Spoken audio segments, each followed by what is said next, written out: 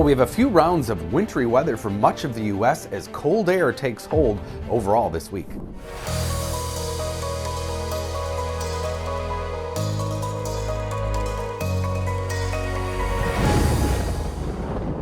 So we have winter storm watch for Kansas into Missouri and another winter storm watch for portions of Tennessee into southern Ohio, Pennsylvania, Maryland. Winter storm warnings for portions of Virginia.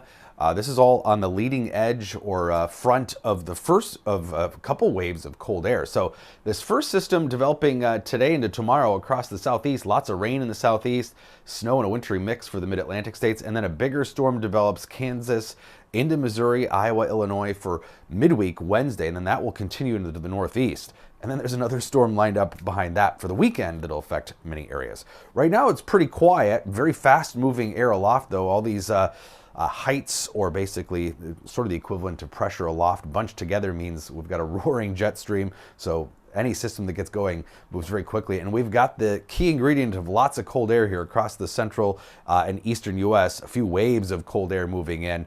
And that is going to keep the storm track further south across the south central U.S. into the mid-Atlantic and keep the northern states pretty cold. So with this first system tonight into tomorrow, quite a bit of snow here into Virginia, portions of Tennessee and Kentucky as well. And then this next system we're going to see develop from this long wave that will dip through the Rockies and then come out of the plains here. This is Kansas into Missouri Wednesday. That's going to produce a bunch of snow there too. So it'll start as rain here in the southeast, parts of Oklahoma into Arkansas, but then watch the snow develop.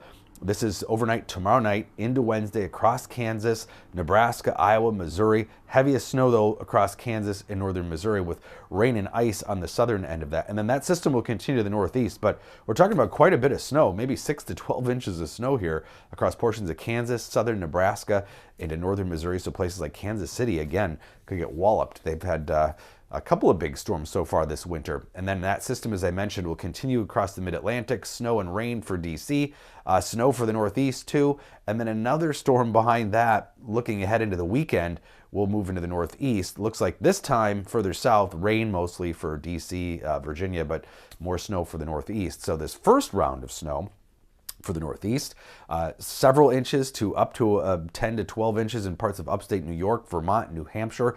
But then that next system comes through this weekend, Saturday into Sunday. That'll dump more snow, maybe not as much, but you add it all up and things are going to get pretty white here across portions of the northeast, but also across swaths of the central U.S.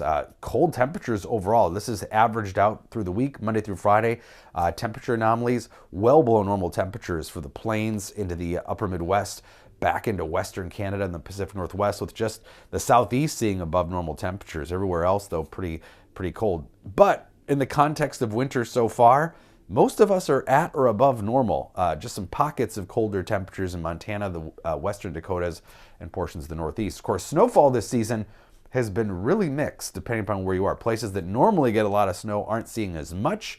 Places like Minnesota, but again, snowfall so far, this is that similar track that this Wednesday storm is going to take, Kansas into Missouri, seeing a couple of big storms, and of course New Orleans in mid-January in the Gulf states.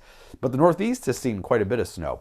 So portions of Maine, upstate New York, Vermont, New Hampshire, and of course anywhere near any of the Great Lakes. They don't need storms. They just get a wind off of those Great Lakes, and that produces plenty of snow. We've had plenty of outbreaks of cold, and we'll see what these final weeks of winter brings.